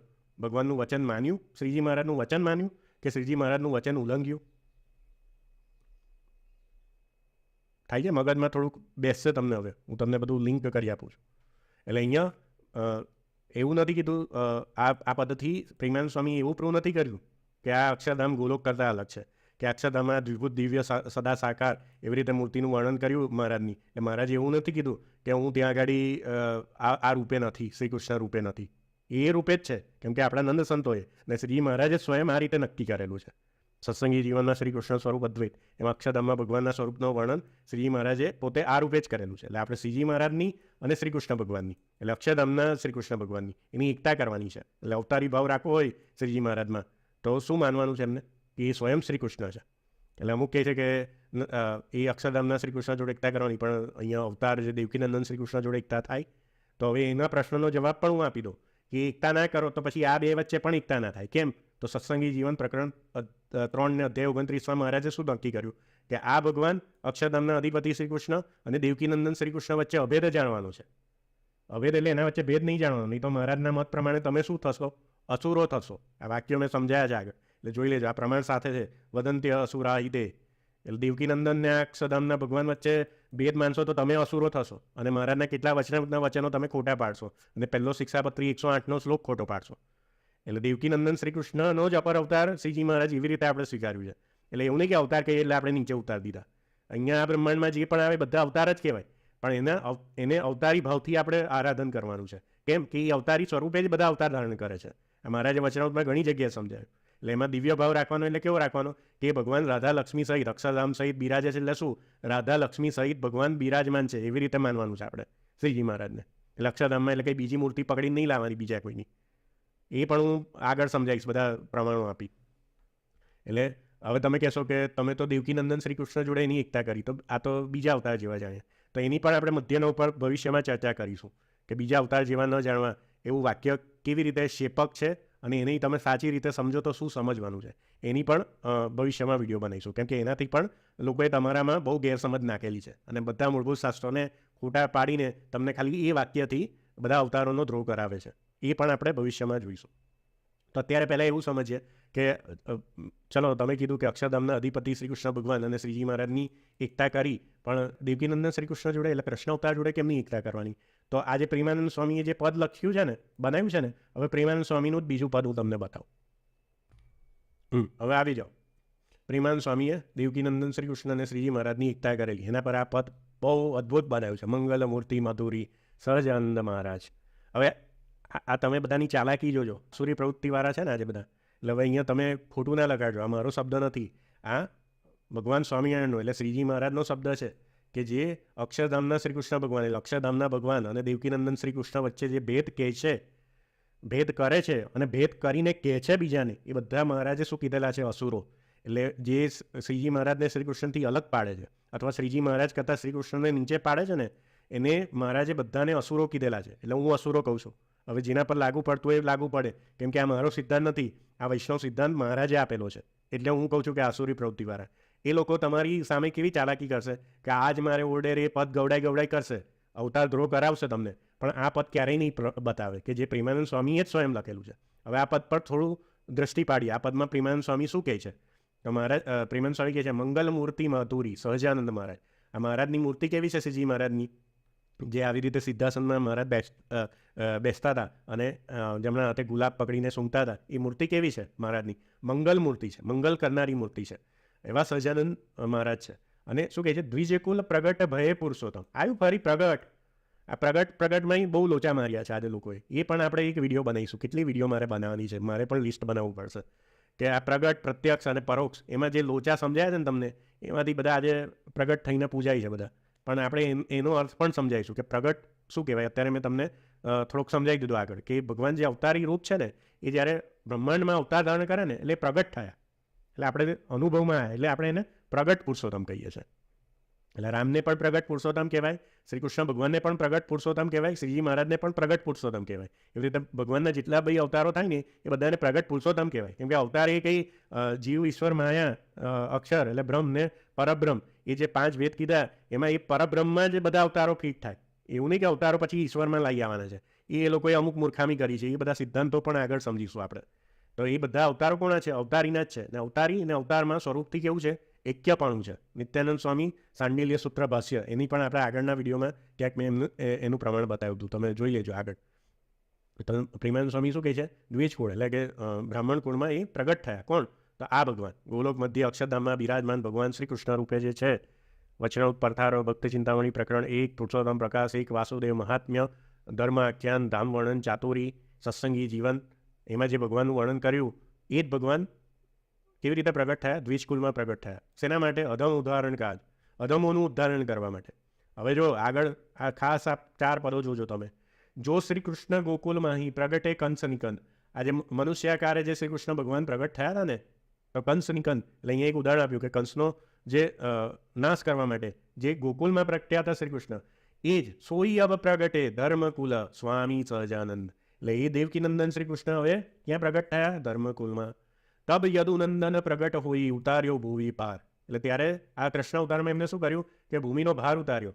અબ કલીને સતજુગ કિયો અધર્મ મૂલ અવકાર. એટલે આ શ્રીજી મહારાજે એ શ્રી કૃષ્ણ ફરી શ્રીજી મહારાજે આવીને શું કર્યું કે કલયુગમાં સતયુગ જેવું વાતાવરણ ઊભું કર્યું અને શું કર્યું? અધર્મનો મૂળ ઉખાડી નાખ્યો. ત્યારે પણ કૃષ્ણ દ્વેષીઓ હતા, સત્સંગની બહાર હતા, સંપ્રદાયની બહાર હતા, એ બધાનું મૂળ ઉખેડી નાખ્યો. એ બધા નિરાકારમાં માનતા હતા.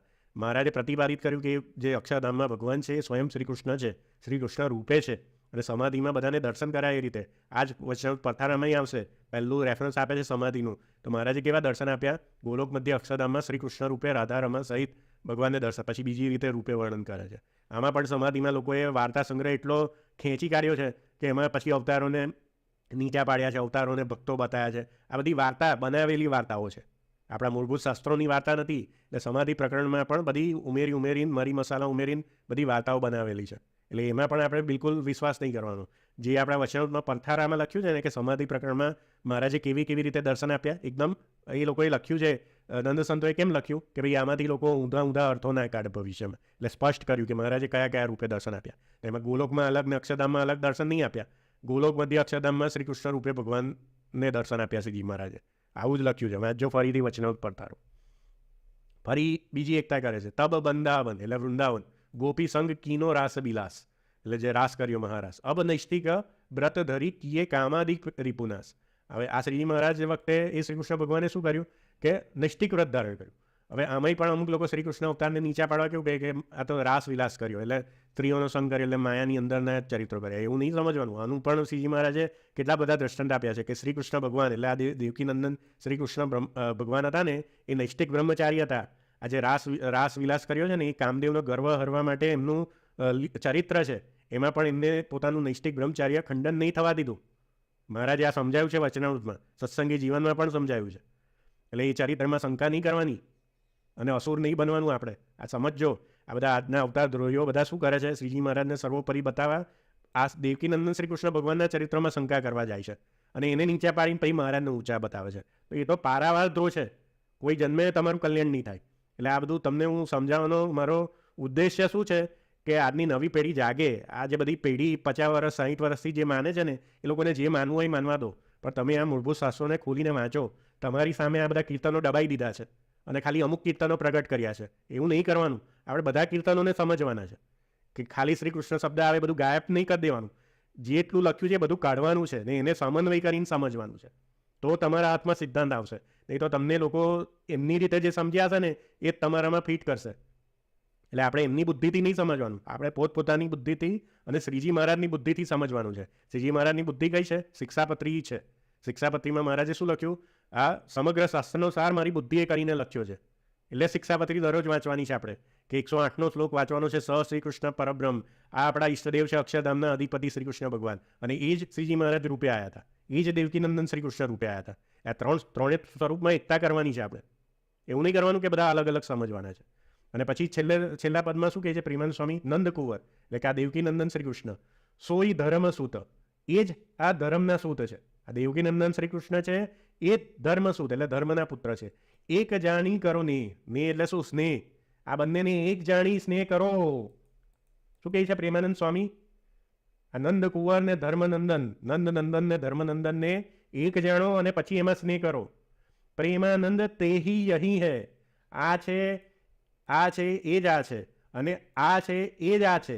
યહી તહી હૈ કચ્છું ન સંદેહ. પ્રેમાનંદ તેહી યહી હૈ, યહી તેહી હૈ કચ્છું ન સંદેહ. કેટલી અદ્ભુત એકતા કરી. આ શ્રીજી મહારાજ છે એ જ દેવકીનંદન શ્રી કૃષ્ણ છે. કેમ કે આપણો ઇતિહાસ છે. આ શ્રીમદ ભાગવત વાંચવાનું છે મહારાજની આજ્ઞાથી, તો ખબર પડશે કે ઉદ્ધવજીને ઉપદેશ આપીને ક્યાં મોકલ્યા હતા? બદ્રિકાશ્રમમાં. અને પછી ઉદ્ધવજી રામાનંદ સ્વામી બન્યા અને આ દેવકીનંદન શ્રી કૃષ્ણ ફરીથી શ્રીજી મહારાજ રૂપે આવ્યા.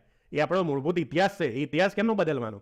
તમે મન ગળત સિદ્ધાંતો તો બનાવી દીધા, પણ ઇતિહાસને ભૂસવા કેમનો જશો? ઇતિહાસ તો ઇતિહાસ રહેવાનો છે. એટલે હવે આ પ્રેમાનંદ સ્વામી જ બનાવ્યું છે. હવે આ પદને નહીં સમજાવે કોઈ તમને. કેમ? કે એમને જે સિદ્ધાંતો બનાવ્યા હશે, તમને જે રીતે સમજાવ્યું હશે એ બધું ખોટું પડી જશે. હવે આ એકતા કરી તો આ જ ભગવાન આ જ થયા અને આ જ ભગવાન આ જ થયા. તો એમનું અક્ષરધામમાં દ્વિભૂત દિવ્ય સાદા સાકાર રૂપ છે. તો મહારાજ જ્યારે પોતાના સ્વરૂપનું વર્ણન કરે તો કયા રૂપે કરે? આ જ રૂપે કરે ને. બીજા રૂપે કરે તો શું થયું? એ ગોલોક મધ્યનું અક્ષરધામ જ થયું. અક્ષર અમૃત નામ દ્વિભૂત દિવ્ય સદા સાકાર એટલે શું? આ સદા સાકાર દ્વિભુજ જ છે, મુરલીધર છે. એ બીજા બધા આ પદમાં નહીં ગાયું પ્રેમાનંદ સ્વામીએ, પણ આપણા શાસ્ત્રોમાં મહારાજે સ્વીકાર કરેલું છે કે ભગવાન મુરલીધર છે. બે હાથે વાંસળી વગાડે છે, નવીન મેઘ સમાન શ્યામ વર્ણ છે, પિતાંબર ધારણ કરેલું છે, રાધા રમા સહિત એ ભગવાન બિરાજમાન છે. એટલે થઈ એકતા. એટલે પ્રેમાનંદ સ્વામીના એ ત્રીજું ને ચોથું પદ એ ખોટું નથી અને આ પદ એ ખોટું નથી. આ પદ પણ સાચું છે. એટલે એકતા કરીને પછી એ વસ્તુ સમજવાની છે આપણે. એવી રીતે નહીં સમજવાની કે શ્રીજી મહારાજે સૌનો પ્રેરક હું ભગવાન કહી દીધું એટલે બધા કૃષ્ણના પ્રેરક છે. કૃષ્ણ શ્રી કૃષ્ણ જે અક્ષરધામનું છે ને એ સર્વનું કારણ છે. અને એમાં એ જેટલા અવતાર ધારણ કરે ને એ અવતારમાં એ જ ભગવાન રહેલા છે. એટલે એક્યાપણું છે. એટલે જ્યારે આ ભગવાન જે ભક્તોને મળે ને તો એની અવતારી ભાવ, આ ભગવાનની ઉપાસના તમે કેવી રીતે કરી શકો? આ શ્રી કૃષ્ણ ભગવાનની ઉપાસના કેવી રીતે કરી શકો અક્ષરધામમાં રહેલા? એ તો તમારા વાણી ઇન્દ્રિયો મનથી અગોચર છે, તમારા અનુભવમાં જ નહીં આવતું. એ તો સમાધિમાં જાઓ ત્યારે અનુભવમાં આવે. એટલે તો શું કરે છે આ ભગવાન? તમારી કૃપા માટે મનુષ્ય જેવા થાય છે. વચનામૃતમાં કેટલું સમજાવે તમને. આ બ્રહ્માંડમાં આવવા માટે મનુષ્ય જેવા થાય છે. એટલે આપણને એમાં સ્નેહ થાય, આપણે એમનું રૂપ દેખી શકીએ, આપણે એની પૂજા ઉપાસના કરી શકીએ. એટલે અવતારીની ઉપાસના કેવી રીતે શક્ય છે? અવતાર થકી જ અવતારીની ઉપાસના શક્ય છે. બીજું અવતારીની ઉપાસના કરવી હોય ડાયરેક્ટ તો તમારે સમાધિમાં જવું પડે પહેલાં. તો પહેલાં સમાધિમાં જાઓ પછી અવતારીની ઉપાસના કરો. એટલે અવતાર થકી જ ઉપાસના થાય. અને અવતાર બધા આજે શ્રી કૃષ્ણ અને સહજાનંદ સ્વામી એમાં તો આપણે એક્ય માનવાનું છે. કેમ કે આપણા ઉદ્ધવ સંપ્રદાયની શરૂઆત પણ આ દેવકીનંદન શ્રી કૃષ્ણ ભગવાને ઉદ્ધવજીને જ્ઞાન આપીને ત્યારે ઉદ્ધવ સંપ્રદાયની શરૂઆત કરી દીધી છે. એટલે આપણે આ બંને સ્વરૂપો સ્વીકારેલા છે. એવું નથી કે ભાઈ શ્રીજી મહારાજનું સ્વરૂપ સ્વીકાર્યું એટલે અનન્ય ભાવે ઉપાસના કરી એટલે શ્રીજી બધે શ્રીજી મહારાજ શ્રીજી મહારાજ શ્રીજી મહારાજ પછી શ્રી કૃષ્ણને નહીં માને, એવું નહીં. નંદ સંતોએ ત્યારે તો શ્રીજી મહારાજ પ્રગટ હતા, તમારી જોડે તો ત્યારે પ્રગટ નથી. એટલે પ્રગટ કેવી રીતે છે અત્યારે આપણી જોડે? અર્ચા સ્વરૂપે. શ્રીજી મહારાજનું જે અર્ચા સ્વરૂપ છે એ પ્રગટ ભગવાન કહેવાય, કેમ કે એ પણ એ ભગવાનનું આ ભગવાનનું એક સ્વરૂપ છે જે 5 પંચરાત્રમાં સમજાયા. એ પણ આપણે આગળ સમજીશું. આ બીજી વિડીયો કોઈ વિડીયોના લિસ્ટ બનાવજો, હું જે કહેતો જઉં છું, અને મને યાદ કરાવજો પછી કઈ કઈ વિડીયો બનાવવાની છે. તો અર્ચા સ્વરૂપે આજે પ્રગટ છે, એવી રીતે આ શ્રી કૃષ્ણ ભગવાન પણ અર્ચા સ્વરૂપે પ્રગટ છે. તો ત્યારે તો અવતાર સ્વરૂપે નંદ સંતોને મળ્યા હતા, તો પણ એવું કંઈ મહિમામાં ગાળા નહીં થઈ ગયા કે બધા સિદ્ધાંતો ખોટા કરી નાખ્યા. એ લોકોએ સિદ્ધાંતો જે પ્રમાણે છે એ પ્રમાણે રાખ્યા છે. અક્ષરધામમાં ભગવાનનું વર્ણન કર્યું તો આ રૂપે જ કર્યું, અને એ ભગવાન આ સ્વરૂપની એકતા શ્રીજી મહારાજ જોડે કરીને શ્રીજી મહારાજને પછી કીધું છે કે સર્વ અવતારી સર્વ કારણના કારણ.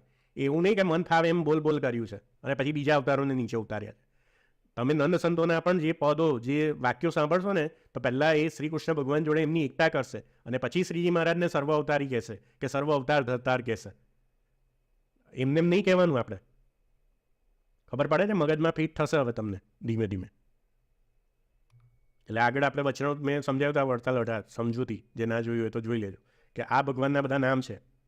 અક્ષરધામમાં બિરાજમાન રાધા લક્ષ્મી શ્રી કૃષ્ણ ભગવાનના બધા નામ શું છે? પરબ્રહ્મ, પુરુષોત્તમ, પરમાત્મા, વાસુદેવ નારાયણ. સ્વામિનારાયણ ભગવાન પણ નામ મહારાજે આ ભગવાન માટે આપ્યું હતું, પણ એ બંને સ્વરૂપમાં એકતા છે એટલે એમને પણ સ્વામિનારાયણ તરીકે બધા સંબોધવા મળ્યા. એટલે નંદ સંતોએ સ્વીકારી લીધું કે હા, અમે એ જ ભગવાન માનીએ છીએ, એટલે એ પણ સ્વામિનારાયણ છે. શ્રીનારાયણ, શ્રીમદ નારાયણ, શ્રી કૃષ્ણ, વિષ્ણુ એટલે લોકપાલમાં જે છે એ પણ વિષ્ણુ છે, અને આ ભગવાનનું નામ પણ વિષ્ણુ છે. પરથારામાનંદ સંતોએ લખેલું છે, મેં નથી લખેલું. અને વડતાલ 18માં મહારાજે આપણે જે 5 વાતોનું અનુસંધાન રાખવાનું છે, એમાં જે આ વસ્તુ કહી કે 5માં આપણા ઈષ્ટદેવ જાણવા શ્રી કૃષ્ણ ભગવાન, એટલે આને જાણવાના છે. અને એના પરોક્ષ રૂપ, એટલે આ પરોક્ષ રૂપ થયું અને આ પ્રત્યક્ષ રૂપ થયું, એ બંનેને જાણવાના છે. એટલે પરોક્ષ રૂપ પાછું સમજાવે છે મહારાજ. ગોલોક મધ્ય અક્ષરધામ, તો આને હું ખોટું પાડી દેશો? આ મહારાજની વાણી છે. ગોલોક મધ્ય બ્રહ્મ જ્યોતિ, તો મહારાજની વાણીને ખોટી પાડી દેશો? પછી પાડાના મધ્ય હતી એના દ્રષ્ટાંતથી કંઈક સમજાવશે. અક્ષરધામનું અન્વય સ્વરૂપ સમજાયું છે. એ પ્રથમના 63માં જે અક્ષરધામની ચર્ચા કરી છે મહારાજ, એ ભગવાનની મોટપ સમજાવવા માટે એ અન્વય સ્વરૂપ, જે અન્વયને વ્યતિરેક, એ પણ ભવિષ્યમાં એક વિડીયો બનાવીશું કે એનાથી આ બધા દ્રષ્ટાંતો ખોટા પાડે જ બધા. હવે તમને ગોલોક મધ્ય અક્ષરધામ ના જ હોય તો પછી બધે શું કામ નંદ સંતો લખવા જાય ગોલોક મધ્ય અક્ષરધામ? આપણે એવું જ માનવાનું છે કે અક્ષરધામ અલગ જ છે, તો પછી ગોલોક મધ્ય અક્ષરધામ લખવાની શું જરૂર છે?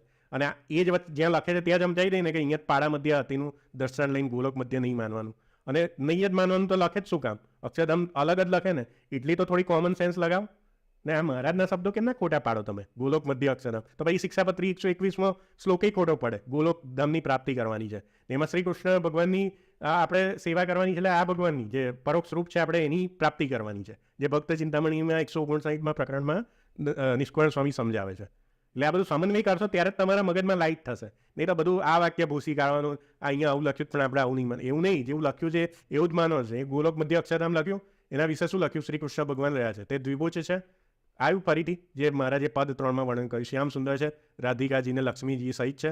પછી કહે છે અનેક અવતાર ધારણ કરે છે, અને આ બધા શાસ્ત્રોમાં ઉપનિષદ, સાંખ્ય શાસ્ત્ર, યોગ શાસ્ત્ર, પંચરાત્રમાં આ સ્વરૂપનું જ વર્ણન કર્યું છે. પરોક્ષ મને ભગવાનનું સ્વરૂપ કહ્યું, એટલે આ ભગવાનનું સ્વરૂપ વર્ણન કર્યું. એટલે પ્રત્યક્ષ રૂપ એટલે શ્રીજી મહારાજનું રૂપ જાણ્યું, તો એમનું પરોક્ષ રૂપ પણ કયું જાણવાનું છે, ઓળખવાનું કે એ રૂપ કેવું છે. કેમ કે આ આપણને નંદ સંતોને ત્યારે પ્રાપ્તિ થઈ હતી. આપણને તો કંઈ અવતાર રૂપે પ્રાપ્તિ નહીં થઈ શ્રીજી મહારાજની. શ્રીજી મહારાજની કેવી રીતે પ્રાપ્તિ થઈ? વિગ્રહ રૂપે, કે એમના ચરિત્ર રૂપે પ્રાપ્તિ થઈ છે. તો એ પ્રત્યક્ષ રૂપ માન્યું આપણે એમની મૂર્તિને, કે શ્રી કૃષ્ણ ભગવાનની મૂર્તિ રાખે તો એ પ્રત્યક્ષ રૂપ થયું. એ પ્રગટ થયા ત્યારે ભગવાને કેવું રૂપ ધારણ કર્યું હતું, તો એની મૂર્તિ રાખી તો એ પ્રત્યક્ષ રૂપ થયું ભગવાનનું. અને આ જે અક્ષરધામનું રૂપ જે અકોચર છે એ કેવું થયું? પરોક્ષ રૂપ. તો એનું વર્ણન પણ મહારાજે કરી દીધું. એટલે આ સમજવાનું છે આપણે.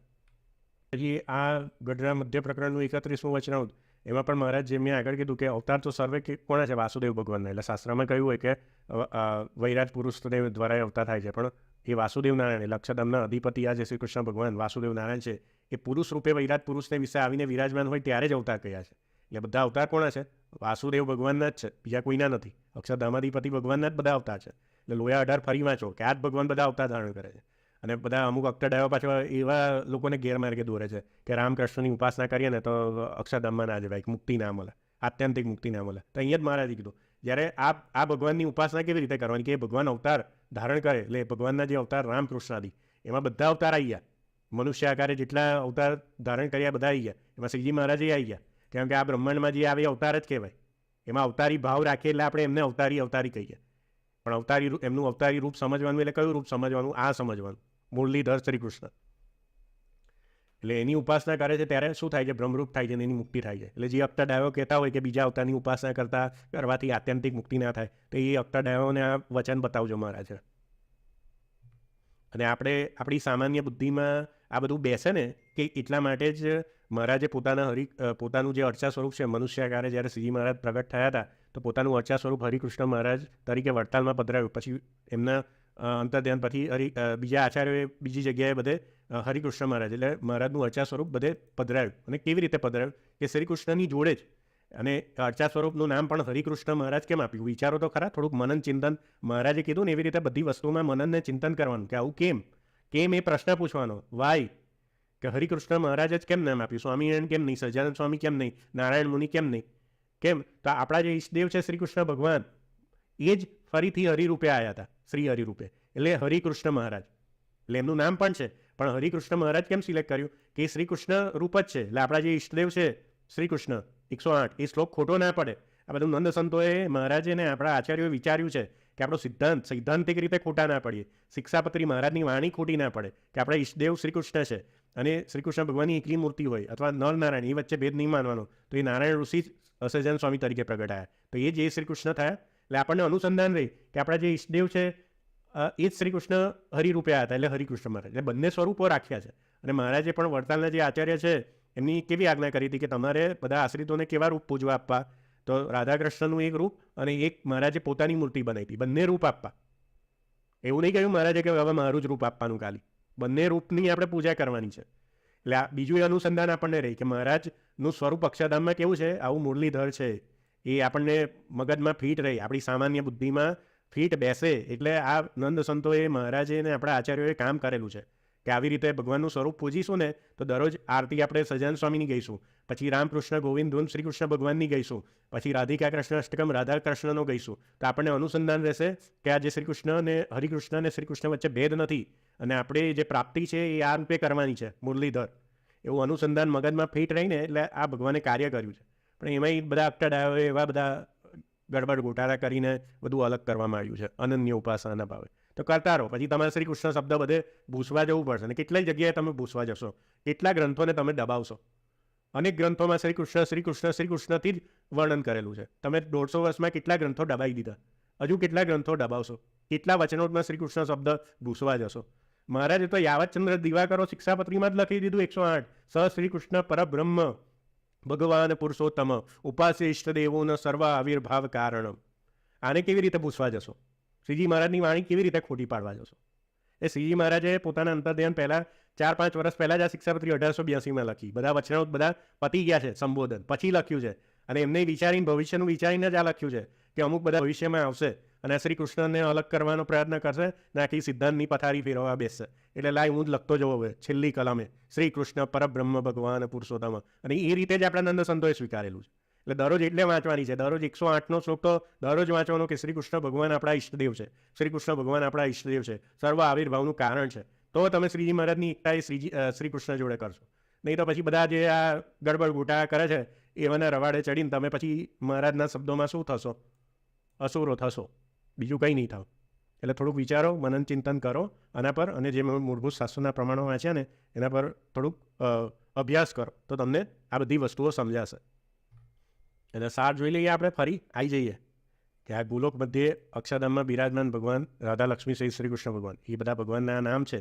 અને એ ભગવાનનું કેવું છે? પરોક્ષ રૂપ છે કે જેની આપણે પ્રાપ્તિ કરવાની છે. અને અહીંયા આ લોકમાં એ ભગવાન જ્યારે પ્રગટ થાય દેવકીનંદન શ્રી કૃષ્ણ રૂપે, કે આપણા સંપ્રદાયમાં આચાર્ય રૂપે શ્રીજી મહારાજ રૂપે પ્રગટ થયા હતા. તો એ કોણ છે?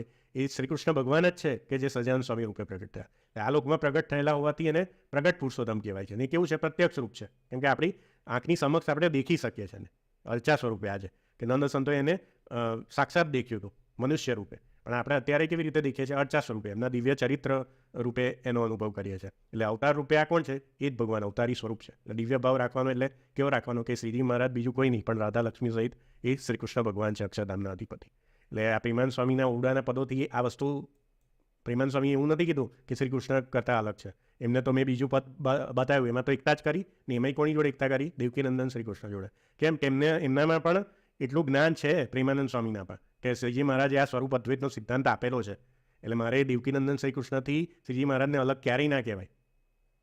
અને પછી ઓડાના પદો ગાય છે, એટલે બંને સમન્વય કરવાનો છે. એટલે અહીંયા આ ઓડાના પદોથી શ્રીજી મહારાજને શ્રી કૃષ્ણ કરતાં અલગ નહીં કહ્યા. અને અક્ષરધામ કહ્યું એટલે કંઈ ગોલોક કરતાં અલગ નહીં કીધું. એ ગોલોક મધ્ય અક્ષરધામ એને મુખ્ય ગોલોક કહેવાય. એટલે મહારાજે કીધું છે કે બધા પુરાણોમાં અક્ષરધામનું સંબોધન ગોલોક અને વૈકુંઠ એવા બીજા સમાનાર્થી નામથી પણ કરેલું છે. આ સત્સંગી જીવનમાં મહારાજના વાક્યો છે. એટલે એ ધામને ગોલોક એ કહેવાય છે. પછી શિક્ષાપત્રી 121માં એ ધામ માટે મહારાજે ગોલોક શબ્દ જ વાપર્યો. અને શ્રી કૃષ્ણની સેવા કરવી એટલે શ્રી કૃષ્ણ ભગવાન કઈ વિરાજમાન છે? ગોલોક મધ્ય અક્ષરધામમાં. તો એ પણ સાચું પડ્યું? એ ખોટું પડ્યું? તમારે આ પ્રમાણે સમજો તો એ પણ સાચું પડ્યું. એટલે તમે આ રીતે સમજશો ને તો બધી વસ્તુ સાચી પડશે. અને તમે અત્યારના જે અષ્ટાડાયો સમજાવે છે એવી રીતે સમજવા જશો ને તો શિક્ષાપત્રી જ પહેલાં ખોટી પડશે.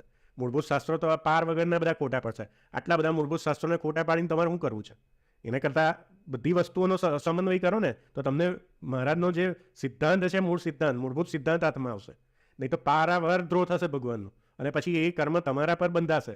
જે લોકો તમને સમજાવીને તમારું શું કહેવાય સમય બગાડે છે, તમારું ધન બગાડે છે, એ લોકોને તો કંઈ પડી નથી, પણ તમારું કલ્યાણ બગાડશે અને તમારું કર્મ બંધ નહીં થશે કે તમે ભગવાનના અવતારોનો દ્રોહ કરશો. એટલે મહારાજના મતે તો અસુર શ્રેણીમાં જશો, પછી આસુરી યોનિમાં જ ફરતા રહેશો. તો શું કરવાનું છે? આપણે આ સત્સંગમાં કેમ આવ્યા છે? મહારાજને પામમાં આવ્યા છે. આપણે સાધુઓને પામમાં થોડા આવ્યા છે. સાધુઓનો મહિમા કેમ મહારાજે સમજાવ્યો છે કે સાધુઓ શાસ્ત્રોને ભણેલા હોય. એટલે પહેલાંના વખતમાં ટેકનોલોજી નથી. આપણે સાધુ જોડે જઈએ ને તો જ જ્ઞાન મળે, કેમ કે એ સાધુ દરરોજ ભગવાનના શાસ્ત્રો વાંચે છે. એટલે સાધુનો સમાગમ, સંત સમાગમ મહારાજે કેમ કીધો છે કે ભાઈ એ સાધુ જોડે જશો તો તમને ભગવાનની વાત કરશે, તો તમને ભગવાનમાં કેમ ભક્તિ કરવી, મુક્તિ કેમ મેળવવી એ બધું ખબર પડશે. પણ હવે એમાંય એ બહાર આજે અસુરો હતા કૃષ્ણ દ્વેષીઓ, એ બધા આજે સંપ્રદાયમાં ઘૂસી ગયા છે. તો એ લોકો કૃષ્ણનો દ્વેષ કરે છે. તો એના માટે પછી આપણે થોડું આપણો ભાવ બગાડવાનો છે. એટલે આપણે વિચારવાનું છે, મનન ચિંતન કરવાનું છે આમાં કે આપણે મહારાજના કયા પ્રમાણે આ જે વૈષ્ણવ સિદ્ધાંત આપેલો છે એનો દ્રોહ ક્યારેય ના થાય. એટલે મૂળભૂત ગ્રંથો આપણે પાછા ખોલીને વાંચીએ, એને ફંફોસીએ, આપણે એને માળીએ નહીં ચડાવી દેવાના. અને અત્યારના બધા જે વાર્તા સંગ્રહ બધા આધુનિક લોકોએ લખેલા છે એ બધા વાર્તા સંગ્રહ નહીં વાંચવાના. સાધુઓના ચરિત્ર નહીં વાંચવાના. ભગવાનના અવતારના ચરિત્ર જ વાંચવાના છે. સાધુઓના ચરિત્ર વાંચવાની મહારાજે ક્યાંય આજ્ઞા નહીં કરી. સાધુઓ જોડે જાઓ તો એ ભગવાનમાં જોડે. પણ આજે ઊંધું થઈ રહ્યું છે, ભગવાનને સાઈડમાં કરતા જાય છે અને બધા સાધુમાં જોડાય. આ તો પછી તમે કયા રસ્તે જશો? એટલે મહારાજે કીધું છે, વિમુખ શબ્દ કેમ વાપર્યો છે કે ભગવાનથી મુખ ફેરવી લે. એટલે ભગવાનથી વિરુદ્ધ તરફની ગતિ ના થઈ જાય આપણી. એ આપણે વિચારવાનું છે કે ભગવાન તરફ આપણી ગતિ રહે, શ્રી કૃષ્ણ તરફ આપણી ગતિ રહે અક્ષરધામના. એ વિચારવાનું છે. એટલે આ કોઈ વાત આનાથી આ ઓડાના પદથી સિદ્ધ નહીં થતી. જે આજે બધા બુદ્ધિશાળી લોકો તમને સમજાવે છે ને કે ભાઈ ઓડાના પદથી આપણે શ્રીજી મહારાજનો મહિમા, પદોથી ને કીર્તનોથી કોઈ સિદ્ધાંત પ્રૂવ ના થાય. સિદ્ધાંત શેનાથી પ્રૂવ થાય? મૂળભૂત શાસ્ત્રોથી પ્રૂવ થાય. સિદ્ધાંત કોઈ સંપ્રદાયનો પ્રૂવ કરવો હોય તો કીર્તન ના બતાવાય, એને મૂળભૂત શાસ્ત્રો બતાવવા પડે. એટલે શિક્ષાપત્રી ખોટી પાડીને આ પદને સાચું ના મને. આ પદ મેં તમને સાચી રીતે સમજાવ્યું. એમાં પણ પ્રેમાનંદ સ્વામી એવું કંઈ નહીં કીધેલું. અને પ્રેમાનંદ સ્વામીનું બીજું પદ પણ સમજાવ્યું. એમાં એકતા જ કરેલી છે. એટલે મહારાજે કયા ભાવે? અવતારી ભાવે, આ ભાવે એમનું સ્વરૂપ સમજાવ્યું છે પરોક્ષપણે. એવી રીતે એ પદ સમજવાનું છે આપણે. અને એવી રીતે જ છે, બીજી કોઈ રીતે નથી. એટલે આ જે બે વસ્તુ તમને જે સમજાવે છે એ ખોટું છે. એટલે આમાં જે મૂળભૂત શાસ્ત્રોમાં ગોલોક મધ્ય અક્ષરધામનું વર્ણન કર્યું એ બધા મૂળભૂત શાસ્ત્રોમાં એ રીતે જ છે. શિક્ષાપત્રી 108 પણ સાચી પડી. શ્રી કૃષ્ણ પરબ્રહ્મ 121મો શ્લોક ગોલોક આપણે જવાનું છે ને એમાં શ્રી કૃષ્ણની સેવા કરવી એ મુક્તિ માની છે. તો એ શ્રીજી મહારાજની વાણી સાચી પડી. આ રીતે સમજ્યા તો ભક્તિ ચિંતામણી એક પ્રકરણ સાચું પડ્યું કે આ જ ભગવાન બધા અવતાર ધારણ કરે. પહેલાં નરનારાયણ રૂપે આવ્યા, પછી દેવકીનંદન શ્રી કૃષ્ણ રૂપે આવ્યા અને પછી એ જ ભગવાન શ્રીજી મહારાજ રૂપે આવ્યા. 159માં એમને ગોલોક મધ્ય અક્ષરધામનું વર્ણન કર્યું. એમાં આ ભગવાનનું આ રૂપે વર્ણન કર્યું રાધારમા સહિત. તો એ સાચું પડ્યું. પુરુષોત્તમ પ્રકાશ એક ફરી એની એ જ વસ્તુ, તોય સાચું પડ્યું. તો આ જ થયું. વચનાવત પરથારો એમાં પણ આ ભગવાનનું વર્ણન, તો એ સાચું પડ્યું. અનેક વચનાવતમાં શ્રી કૃષ્ણ ભગવાનનું અક્ષરધામ એ પણ સાચું પડ્યું. ધામ વર્ણન ચાતુરી સાચી પડી. ધર્માખ્યાન સાચા પડ્યા. વાસુદેવ મહાત્મ્ય સાચું પડ્યું. સત્સંગી જીવન આખો સાચો પડ્યો. તો આપણે શું સાચું માની? આ જ સાચું માનવાનું છે. જે અષ્ટાડાયોએ આ સમજાવ્યું છે તમને આ પદથી કે આ પદથી મહારાજનો આપણે મહિમા સમજવાનો છે. એટલે આ બધું ખોટું પાડવાનું, ખોટું નહીં પાડવાનું. એમાં એવું કંઈ નહીં લખ્યું. એ તમને બધું શું કહેવાય અડધી હકીકત બતાવીને તમને બધું સમજાવે છે. જે પૂરેપૂરી હકીકત બતાવીને સમજાવતા નથી. એટલે તમારા મગજમાં એક ભ્રમ ઉત્પન્ન થાય છે. એટલે એને શું કહેવાય કે તમારી બુદ્ધિ બાંધે છે. અમુક વાક્યોથી તમારી બુદ્ધિ બાંધે છે. પણ આપણે એવી બુદ્ધિ લોકોના કહેવાથી બાંધવાની નથી. આપણી બુદ્ધિ ખુલ્લી રાખવાની છે. મહારાજના વચનોથી આપણી બુદ્ધિમાં નિશ્ચય કરવાનો છે. બરાબર? તો આ એનો સાર થયો કે ઓડાના પદોથી પ્રેમાનંદ સ્વામી ક્યારેય શ્રીજી મહારાજને શ્રી કૃષ્ણ કરતાં અલગ નહીં ગયા. ને કોઈ સિદ્ધ કરવા જાય ને તો એને પ્રેમાનંદ સ્વામીનું આ પદ બતાવવાનું, મંગલ મૂર્તિ માધુરી સહજાનંદ. એને કહે કે પહેલાં પ્રેમાનંદ સ્વામીએ કેવી એકતા કરી છે પહેલાં વાત તો કરો. એમને આડેધડ જીકાજીક કરો છો. અને અક્ષરધામને ગોલોક કરતાં અલગ બતાવે ને એને આખું વચનામૃત ગોલોક મધ્ય અક્ષરધામથી જ ભરેલું છે. એને બધા દ્રષ્ટાંત આપો ને બધા મૂળભૂત શાસ્ત્રોના કેટલા બધા પ્રમાણ છે. અને પ્રથમનું 63 પાડા મધ્ય અતિથી સમજાય છે ને એના પર પણ મેં વિડીયો બનાવી છે. એ પણ જોજો, એમાં મેં શાસ્ત્રના પ્રમાણ આપ્યા છે. અને એને પણ સમજીશું કે અન્વય સ્વરૂપ કેવી રીતે સમજવાનું છે અને વ્યતિરેક સ્વરૂપ કેવી રીતે સમજવાનું છે. એટલે આપણે અક્ષરધામની પરિકલ્પના પણ આપણા મગજમાં ફીટ બેસે. બરાબર, એ વિડીયો પણ આપણે ભવિષ્યમાં જોઈશું. હા, આપણે આજની વિડીયોમાં સમજીએ. હવે આમાં જેને કોઈ પ્રશ્ન અને શંકા હોય તો તેઓ કમેન્ટ બોક્સમાં પૂછી શકે છે. એનો હું મારી અનુકૂળતા પ્રમાણે જવાબ આપવાનો પ્રયત્ન કરીશ. તો વિડીયોના અંતમાં આ વિડીયો બનાવવાનું જે મારું કર્મ છે એને હું મારા ઈષ્ટદેવ કે જે શર અને અક્ષરથી પર એવા જે શ્રી કૃષ્ણ ભગવાન છે એમના ચરણોમાં એમની પ્રસન્નતાના અર્થે સમર્પિત કરું છું. સર્વને જય સ્વામિનારાયણ.